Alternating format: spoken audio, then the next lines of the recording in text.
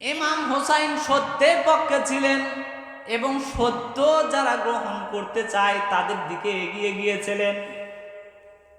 সুতরাং আজকেও আমাদের মধ্যে, আজকের বাংলাদেশেও যারা সত্যের পক্ষে থাকবে, সত্যের অধিকার আদায় করার জন্য লড়বে, আমরা তাদের পক্ষে থাকব। যদি না থাকি তাহলে ওই সময় ওই কুফাবাসীরা যেই রকম সরে গিয়েছিল, মুনাফিকি করেছিল, আজকেও যদি আমরা তাদের সঙ্গে মুখে বলে আছি, কাজে যদি প্রমাণ দিতে না পারি, তাহলে নিশ্চয় আমরাও সেই মুনাফিকের কাতারে শামিল হব। সেই সময় ইমাম হুসাইন যোগ্য শাসকের অধিকার আদায় করার জন্য ওই ফোরাত নদীর তীরে যাওয়ার পরে নিজের কল্লা দিয়ে বিসর্জন দিয়ে যেই কারবালা সেই সময় সংঘটিত হয়েছিল,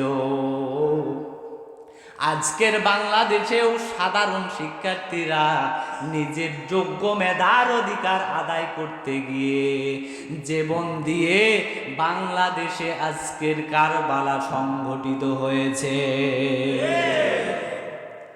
সুতরাং এই কারবালা ওই নবী রাসূলদের সময়েও ছিল, আজকের বাংলাদেশেও এখনো আছে না নাই, এবং কিয়ামত পর্যন্ত এটা থাকবে।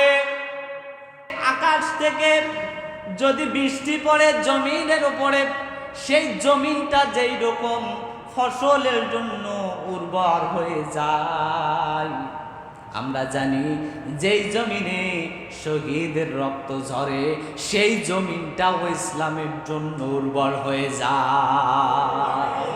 সুতরাং যেই জমিনে অসংখ্য মানুষের, অসংখ্য শহীদের রক্ত ঝরেছে, আজকের এই বাংলাদেশের মাটি অচিরেই ইসলামের ঘাঁটিতে পরিণত হবে। ঠিক কিনা বলে? সুতরাং আজকের এই বাংলাদেশের মাটি ইসলামের ঘাঁটিতে পরিণত হোক, এটা আপনারা চান কি চান না? কারা কারা চান?